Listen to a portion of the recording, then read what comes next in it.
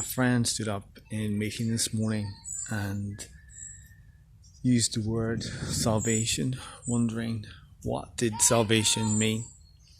What was the purpose of the word? As ever, a number of thoughts came to me about salvation. Salvation being a very important word, I think, within my life. The first thought came to me was, too late shall be the cry. The harvest is over and they're not yet saved. These were the words of a street preacher in Birmingham 30 years ago that I remember hearing. They're taken from the Old Testament, the Hebrew Bible, and I guess at that time there was a notion that God's people, Israel, would be saved by sacrifice, the sacrifice of animals, that their blood would be shed instead of human blood. A bit grotesque, I guess. And the other thought was, Jesus saved me. In Northern Ireland there used to be people with badges that said Jesus saves. Jesus saves. So much was it within the culture. That expression, are you saved? Saved from what? A woman asked once. What are people saved from?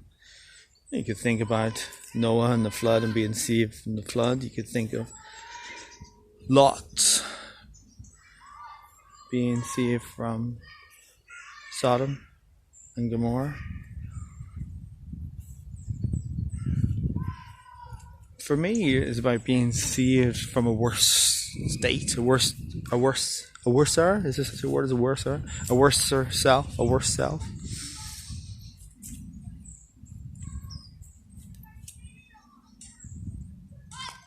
For me, there was something about the message of Jesus and Jesus himself, or as I like to call him, Yeshua,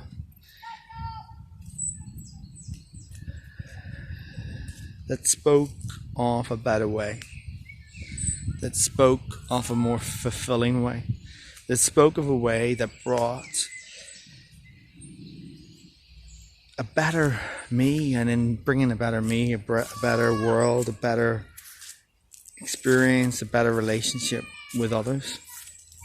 Whereas prior to that, maybe it was a selfish me, a me that did what I wanted, what I thought, and that wasn't particularly productive in many ways. But perhaps the story that came to me most was the story of Paul, or who was called Saul, when he was knocked off his horse, when the resurrected Jesus appeared to him and said, not a gospel message, not a preach, simply, Saul, Saul, why does thou persecutest me?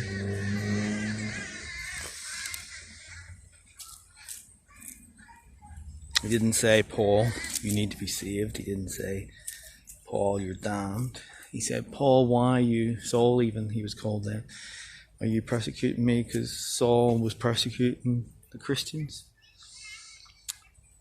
And there was something about that experience that made Saul become Paul and become the greatest, perhaps the greatest advocate of Christianity. Indeed, it seems like he spent the rest of his life writing about it, given that most of the New Testament is made up of Paul's writings. And perhaps that's the issue today, is that there's so much writings about salvation, about being saved. But actually, it goes back to the origins of what Saul come Paul had, an experience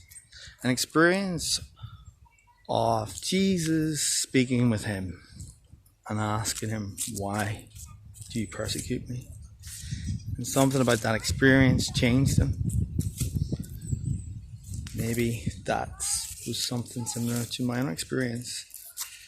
When I would persecute others, I was persecuting Christ. When I was being hurtful to others, I was being hurtful to Christ.